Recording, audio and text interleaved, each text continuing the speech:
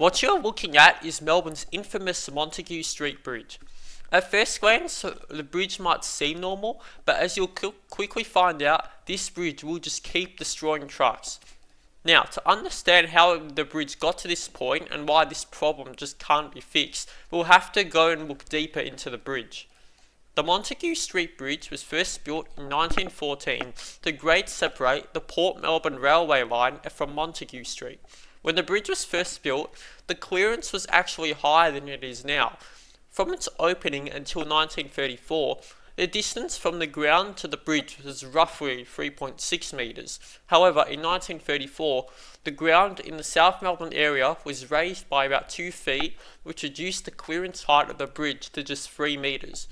The reason as to why the ground was raised was to reduce flooding in the South Melbourne area, as the area was more prone to flooding with the lower ground.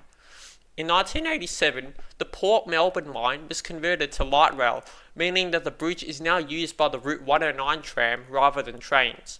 Since the ground was raised, the bridge has become notorious for being frequently struck by overheight vehicles. Originally, this was not much of an issue, as there were few big vehicles at the time that the ground was raised. However, as you'll quickly find, this wouldn't be like this for much longer, as over the years, vehicles became bigger, with more tall trucks on the roads, which is what led to the height of the bridge becoming an issue. The issue started to become clear as far back as the 1970s, when it would begin to get hit quite often, and it has been like this ever since then. In recent times, the frequent bridge strikes have led to the bridge essentially gaining celebrity status. It is not uncommon for the tension to build up when the bridge is due for a hit. There are several things that have been made which mimic the bridge, including clothing, drinks, and Lego. In addition to this, the bridge also has its own social media pages, such as a Facebook page and even a website that records crashes, which is called How Many Days Since Montague Street Bridge Has Been Hit.com. The bridge is also occasionally featured in the media when it is struck by a tall vehicle. Now, you might be wondering, surely there have got to be warning signs if the bridge is only 3 meters tall, right?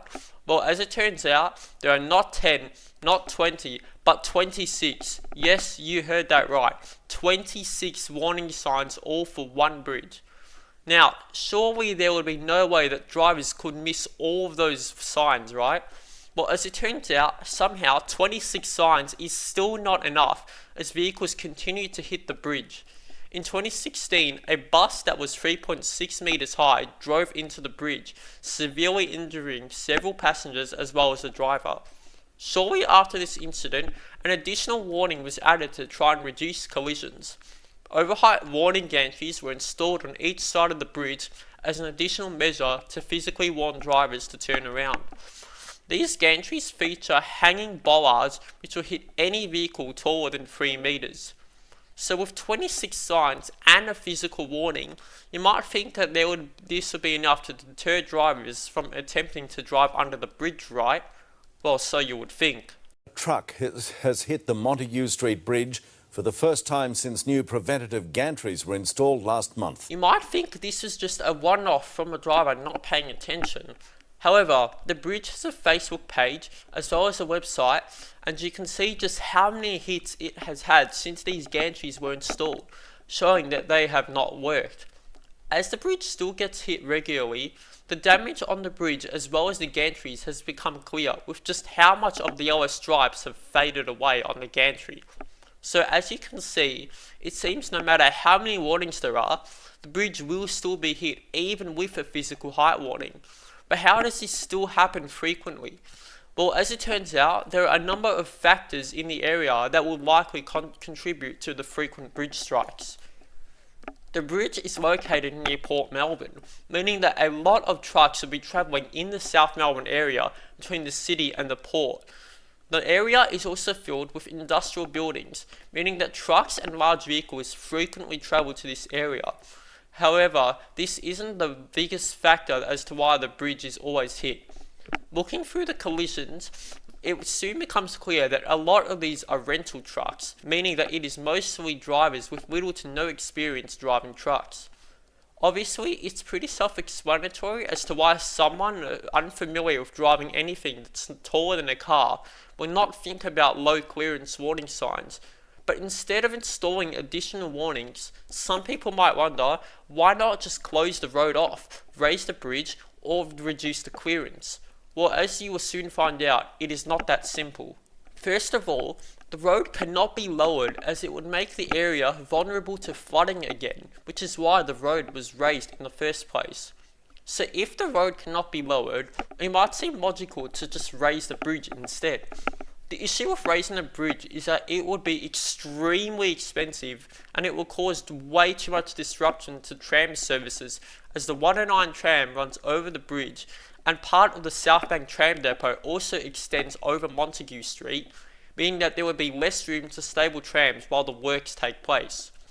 So if the clearance can't be increased, why not raise the road to make it more obvious to drivers that they won't fit? But it would not make a difference as if the road was raised by say half a metre. Yes, it would likely mean that vehicles that are 3 metres tall would stop hitting the bridge. They would just be replaced by vehicles that would be 2.5 metres tall instead. Now, if raising the bridge or lowering the clearance won't make a difference, then why not just close the road altogether? While closing the road would eliminate the issue, a new issue would arise. Montague Street is the main road from South Melbourne into the city, meaning that a lot of traffic uses the road. There are only a handful of other roads in the area that cross the Port Melbourne Light Rail, most of which are just minor streets. What this means is that if one of the most major roads in the area is closed off with only a few alternatives nearby, then the area would start to become gridlocked.